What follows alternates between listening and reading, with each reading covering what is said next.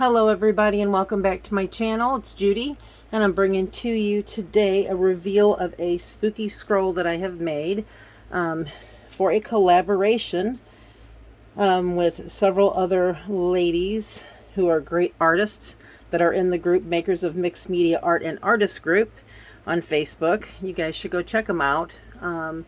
Patricia and Mariah are the ones who started the group, and they are great artists, very creative. Their group is so fun. Great bunch of ladies in there, just tons of inspiring work to see. So it was fun to be able to join these other ladies. I think there's, let's see, 1, 2, 3, 4, 5, 6, 7, 8, 9, I guess 10 actually, and myself would make 11. And most everybody has their video on YouTube, and we're going to link it below. If not, we do have a link for you to see. I'll link everybody's channels down below and how you can get to see what they've come up with for their scrolls. Mine is actually based on kind of a true story. Part of it's true, part of it's not. I'm going to do a little elaborating, try to be a little Halloweeny because it is almost Halloween after all. And I just think this is a lot of fun. So let me go ahead and reveal it to you here. There's mine. And we were to use 1 to 3 items out of a few different categories to incorporate into our design. Plus we each sent each other, we had specific people send certain, send something to into the other person, and vice versa. So everybody had to send some items to someone, and they could incorporate them into their scroll if they would like to, or just if they didn't feel like it, they didn't have to. But the whole premise of it is to use at least something out of it. And I got a great package that had tons of stuff to be able to use, and I'm super appreciative of it. So anyway, here we go.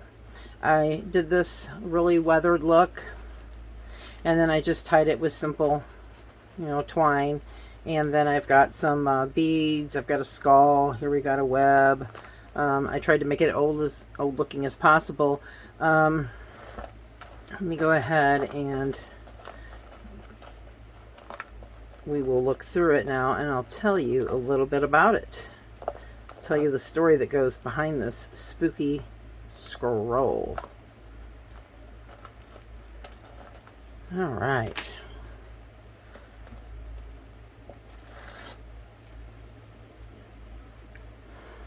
So basically that's the old, worn, weathered look that I came up with, and it is made out of piano music.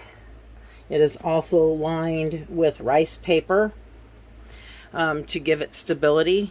So both the inside and the outside is actually the paper, and like I said, the rice paper is sandwiched in between. Now right through here, if you can see where it kind of cuts off right through here, okay, what I put on the edges of the piano sheet music on the edges to keep it from cracking and breaking off, because the piano wire is from like 1912. I wrapped it with a dryer sheet, and I embossed the dryer sheet. And as I worked with it a little bit later on, I think some of the embossing started to get covered by some of the other media, but I had embossed it as well, and I've reinforced it with different types of media to make it more durable. So that is the back side of it. And then what I'm going to do is I want to start from a certain point, and then I'll tell you my story. Okay, so it starts out, it's really dark outside, and there's this black forest, and there, only to be able to see in such darkness as it is, was the moon and some eyes in the tree. And if you look really close, you'll see a witch flying behind the trees and by the moon. And the destination of where she's going, we do not know. But yet she keeps flying in a specific direction. You can tell she knows exactly where she wants to go.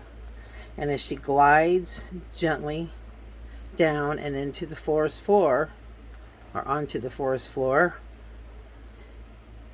tons of dirt and rocky path, she just glides very, very slowly, effortlessly, as if there is nothing to trip her up.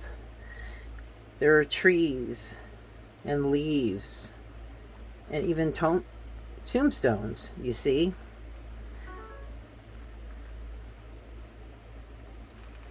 And as I keep scrolling down, you find our witch down here, starting to go down a cobblestone path, past a mossy area and a murky pond with some strange colored fish. And she just keeps going. She's traveling. She knows where she wants to go. And then she's at her destination at a house. And she opens the door and she helps herself in. And sneakily and silently hides under the bed. And then there's me with the same recurring dream, or is it a dream? She comes in, she hides under the bed, and with a cackle, laughing, but not in a mean maniacal way, just a matter-of-fact laughing, as if in joy, she would come running out from under the bed, and she would grab me out of the bed. And she was only like 2 inches tall, but she was able to grab me out of the bed and drag me underneath the bed as she was laughing. So this is the room. We've got a cat. Here's the witch coming out. So that's what my scroll is about, is a dream that I had as a child over and over and over, from probably between ages 5 and 7. I could not tell you how many times I dreamed that a little witch of 2 inches tall, would come running out from under my bed, laugh, grab me, and pull me under the bed. And it wasn't a scary dream. It didn't feel threatening, but I never could figure out exactly what it meant. So I don't know if I was to meet a witch someday. I don't know what it meant. Maybe you guys have some insight. Comment what you think that type of dream might mean. But that's my scroll. So I also used moss for organic, the dryer sheets for the fabric, and then I did found pieces, which was my charms. I did the piano for the piano paper for our piano roll for the paper, as well as rice paper. And then let's see, what else did I use? And then medias, I did use inks, alcohol inks. I used acrylic paint. I did use some sprays. Texture, I did use beads, which this right here, the dirt right here in between the path, that is with a crackle, not crackle, it's a broken glass type gel medium from Golden. I did do die cuts of trees and the witch and the leaves. I also did, let's see here, this pond was made out of a piece of artesian paper that I got from my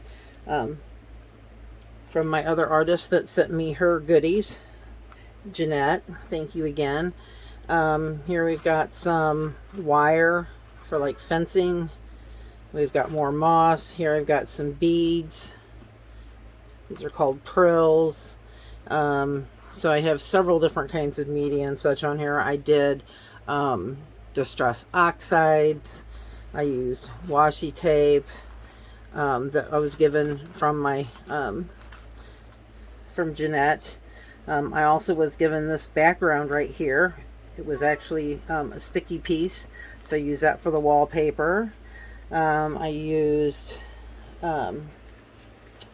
what do you call it? I used rice paper for the bed.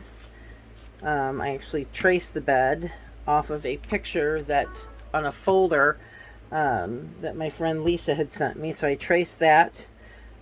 She was suggesting, maybe because I couldn't find a bed, she was suggesting, well, maybe cut that out. I'm like, no, I can't cut that out of that folder. So I ended up tracing it, and I did alcohol markers on here. And then we got, of course, a sticker of the witch coming out from underneath the bed because she was going to come out and get me. We've got a cat. This right here that I used for the floor, that was also sent to me by Jeanette. So I was very pleased with everything I got, and I could have used a ton more of her stuff. But I hope you like my scroll. I hope it was a spooky story.